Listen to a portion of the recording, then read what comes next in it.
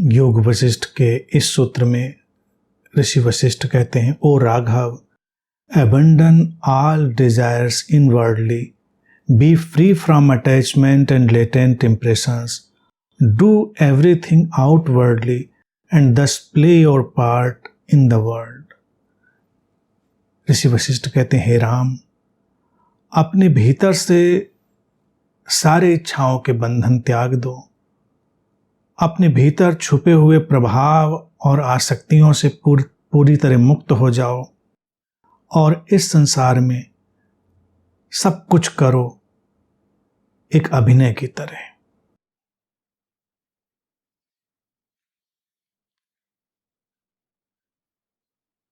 पहले के सूत्र में जो बात कही गई उसी को थोड़े अलग ढंग से, अलग कोण से इसमें ऋषि वशिष्ठ राम से कह रहे हैं कि अपने भीतर से इच्छाओं के बंधन सारे त्याग दो।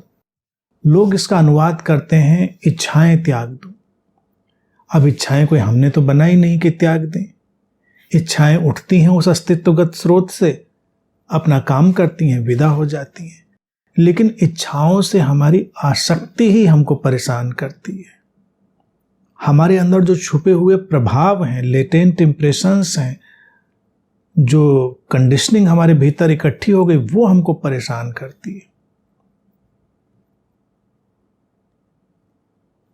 भागना कहीं नहीं है, जो जीवन सामने है उसमें पूरी तरह जीना है और केवल इच्छाओं की जो पकड़ हमारे भीतर है उससे मुक्त हो जाना है। हम देखते हैं इच्छाएं हमारे भीतर उठती हैं और हम उनको पर्सनलाइज कर लेते हैं, हम उनको व्यक्तिगत बना लेते हैं। हम अपनी इच्छाओं को इम्पर्सनल, अवैयक्तिक, अस्तित्वगत नहीं रहने देते। हम ऐसे नहीं देखते कि चेतना के इस सागर में, इस शरीर मन में एक इच्छा की लहर उठी, ऐसा हम नहीं देख पाते। हम तुरंत सोचते मेरी इच्छा, फिर मेरी इच्छा दूसरे की इच्छा से संघर्ष में पड़ जाती है और एक द्वंद्व खड़ा हो जाता है, युद्ध खड़ा हो जाता है और पूरा जीवन एक विचित्र से उपद्रव और संघर्ष से भर जाता है। अगर इच्छा उठी और हमने उसको बस देखा, उससे व्यक्तिगत अपना तादात्म्य नहीं बनाया, वो पूरी हुई तो ठीक, नहीं पूरी हुई तो ठीक, उसको उठने दिया, अपने ढंग से जाने दिया, तो इच्छाएं नहीं बांधती। जो अपने भीतर की सारी संस्कारबद्धताओं से पूरी तरह मुक्त हो गया है, जीवन को विशुद्ध ढंग से देखता है, जो अपने ज्ञात से, अपने नोन से पूरी तरह मुक्त हो गया है, वो इस संसार में बस अपनी भूमिका को पूरी तरह निभाता है, अपनी भूमिकाओं से संघर्ष नहीं करता। अब अपनी भूमिका को निभाता है, एक ऐसा मसला है कि इसमें लोग उलझ के रह जाते हैं। कई लोग जो आध्यात्मिक हो जाते हैं, तथाकथित आध्यात्मिक, वे ढूंढने लगते हैं कि मेरे जीवन का उद्देश्य क्या है, क्योंकि उनको लगता है कि मैं किसी महान उद्देश्य के लिए पैदा हुआ हूँगा। महान उद्देश्य क्या है? सबको अंततः प्रवचन देना है, राम बन जाना है, गुरु बन जाना है, कुछ ऐसा हो जाना है जीवन का उद्देश्य कि उनको लगे कि देखो ये हमने समाज में बड़ी क्रांति कर दी, सबको मसीहा बन जाना है। लेकिन अगर उनको ये पता चले कि जो इस समय तुम जी रहे हो वही तुम्हारे जीवन का उद्देश्य हो सकता है, उस अभिनय को ही परिपूर्ण ढंग से करना है, तो कुछ लोगों को निराशा हो सकती है। कोई व्यक्ति किसी विशेष व्यवसाय में है, हो सकता है उसके लिए यही अस्तित्व ने चुना हो, कौन जानता है। इतनी विविधता में संसार हो ही कैसे सकता है अगर एक ही चीज महान होती। अगर एक ही चीज चुनने जैसी होती तो इतनी विविधता होती ही कैसे। तो यहां विविधता में अलग अलग जगह पर लोग अपना अपना रोल, अपना अपना अभिनय कर रहे हैं।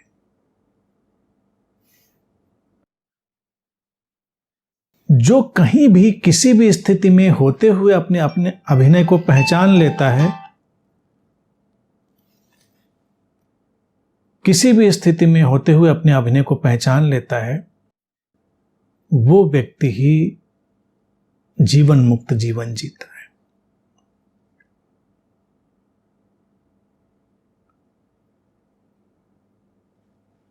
ये बातें योग वशिष्ठ में पहले के सूत्रों में अनेक अनेक बार दोहराई गई हैं।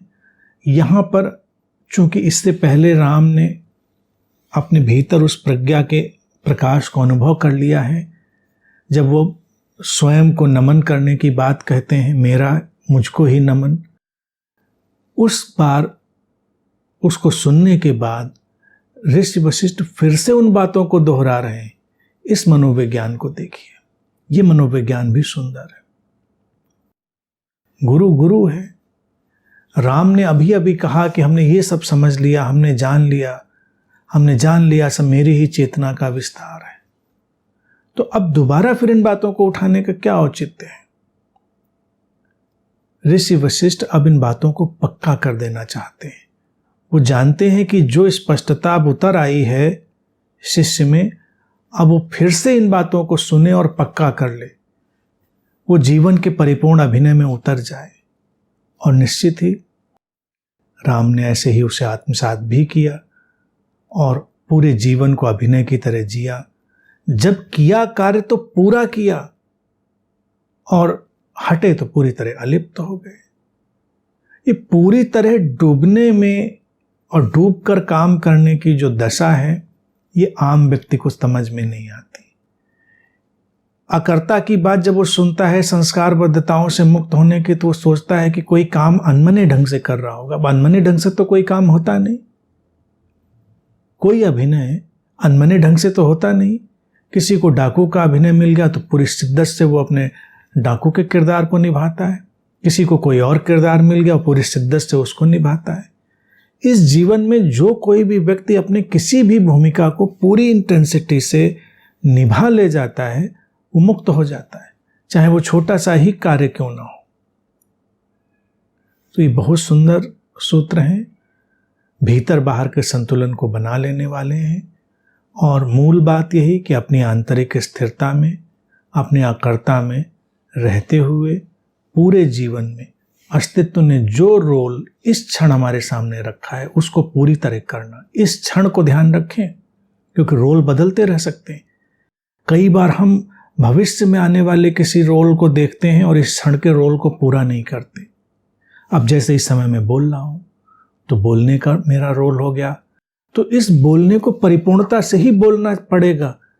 अगर इसको मरे पिटे ढंग से बोल दिया जाए तो बात नहीं बनेगी। और इस समय जो उस पार सुन रहा है, उसको सुनने का रोल अस्तित्व ने दे दिया है, श्रावक का रोल दे दिया है। तो अब वो जब वो परिपूर्णता से सुन लेगा, बिना किसी अटकाव भटकाव, बिना किसी रुकावट, बिना किसी व्याख्या विश्लेषण के, तटस्थ जागरूकता से, पूरी संवेदनशीलता, खुलेपन, ग्रहणशीलता से वो सुन लेगा, तत्क्षण रूपांतरित हो जाएगा। और उसके बाद जो अगला रोल आएगा, अगली भूमिका आएगी, वो इससे भी अधिक शानदार होगी, क्योंकि हमने अभी का रोल पूरा किया। हम लोग क्या है कि किसी भविष्य के रोल को करने के लिए, भविष्य के अपने किरदार को पूरा करने के लिए अभी के किरदार को ध्यान ही नहीं देते। तो इसीलिए कभी भी कहीं भी वो परिपूर्णता आती नहीं, हमेशा अधूरापन, खालीपन, और व्यक्ति के जीवन में फिर स्वाभाविक रूप से निराशा भी आ जाती है उसके साथ चलते चलते।